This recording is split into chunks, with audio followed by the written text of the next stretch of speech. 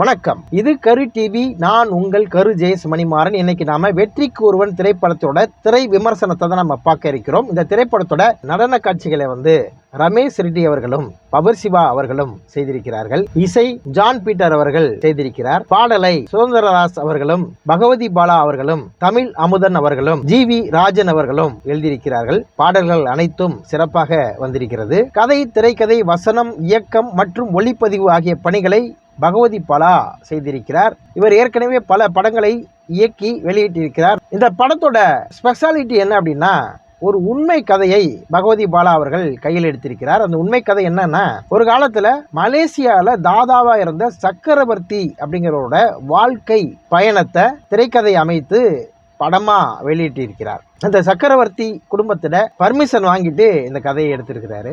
இந்த படத்தோட கதை என்ன அப்படின்னா, சக்கரவர்த்தி என்ற தாதா, அவர் ஒரு காலத்துல மிகப்பெரிய தாதா. இளமை காலத்துல தான் சம்பாதித்த காசெல்லாம் இந்தியாவில் இன்வெஸ்ட் பண்ணி பல சொத்துக்களை வாங்கி வச்சிருக்காரு. அதுவும் முல்லை வேந்தன் அப்படிங்கிற ஒரு பேர்ல, பினாமி பேர்ல சொத்துக்களை வாங்கி வச்சிருக்கிறார். ஒரு காலகட்டத்தில் இவருக்கு 3 பெண்கள் இருக்கிறாங்க. அவங்க திருமண வயதை எட்டியிருக்கிறாங்க. இந்த திருமண வயதை எட்டின மகள்களுக்கு திருமணம் செய்ய வேண்டும் என சக்கரவர்த்தி அவர்கள் ஆசைப்படுகிறார். அதனால் என்ன பண்ணுறாருன்னா, மலேசியாவிலேருந்து இந்தியாவுக்கு வர்றார். தன் சொத்துக்களை வாங்கி வைத்திருக்கும் இடத்துக்கு வர்றாரு. வந்துட்டு இந்த 3 பெண்களுக்கும் திருமணம் செய்து வைத்து விட்டு இந்த சொத்துக்களை அவர்களுக்கு பிரித்து கொடுக்க வேண்டும் என்ற எண்ணத்தில் சக்கரவர்த்தி அவர்கள் மலேசியாவிலிருந்து கிளம்பி வருகிறார். வரும்பொழுது தன்னுடைய தங்கை மகனாகிய விஜய் என்பவரை அழைத்து வருகிறார்.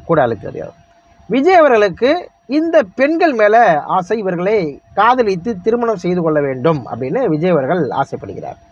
எதற்காக ஆசைப்படுகிறார்னா, இவர்களை காதலித்து திருமணம் செய்து கொண்டால் இந்த சொத்துக்கள் எல்லாம் நமக்கு வந்துடுமே அப்படிங்கிற ஒரு ஆசையோட விஜய் அவர்களும் வந்துட்டுருக்கார். ஆனால் அவருடைய கருத்துக்கு மாறுபாடாக அந்த 3 பெண்களும் வெவ்வேறு ஆண்களை, அதாவது இவர் இல்லை, விஜய் இல்லாமல் வேறு ஆண்களை காதல் செய்கிறார்கள். இது விஜய் அவர்களுக்கு ஒரு கோபம் வருது. இந்த சூழ்நிலை இப்போ தாதா சக்கரவர்த்தி அவர்கள் முல்லை வேந்தன்ட்ட என்ன சொல்கிறார் அப்படின்னா, என்னோட சொத்துக்கள்லாம் என் பேரில் மாற்றி கொடு அப்படின்னு சொல்கிறாரு.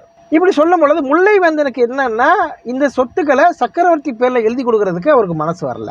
இப்போது ஒரு பக்கம் முல்லை வேந்தன் அந்த சொத்துக்களை ஏமாற்றணும்னு நினைக்கிறாரு. இன்னொரு பக்கம் விஜய் அவர்கள் இந்த சொத்துக்களை, இந்த பெண்களை திருமணம் செய்து அந்த சொத்துக்களை ஆட்டையை போட வேண்டும் என்று நினைக்கிறாரு.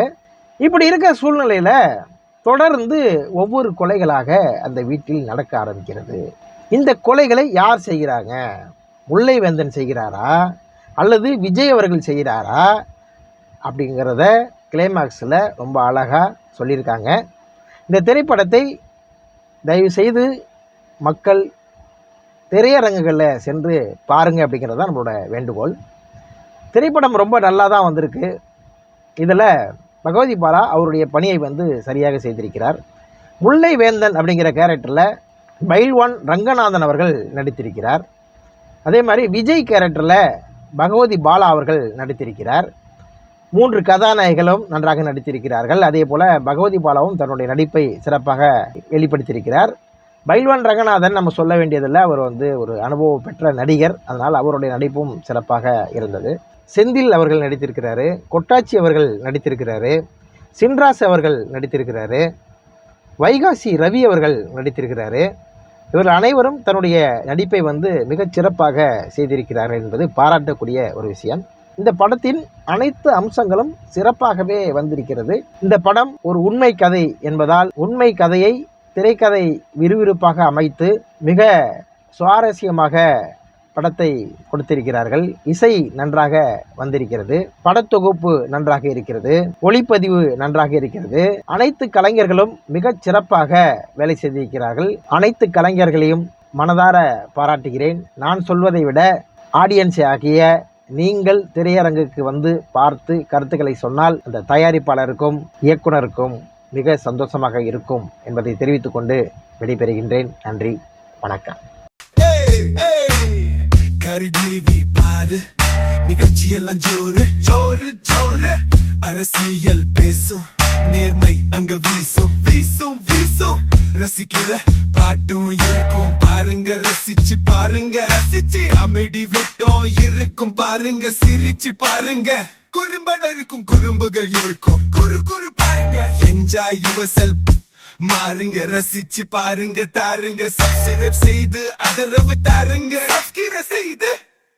மக்களே, இந்த கரு யூடியூப் சேனலுக்கு லைக் பண்ணுங்க, ஷேர் பண்ணுங்க, சப்ஸ்கிரைப் பண்ணுங்க, கமெண்ட் பண்ணுங்க, மறக்காம பெல் ஐகான் பட்டனை கிளிக் பண்ணுங்க.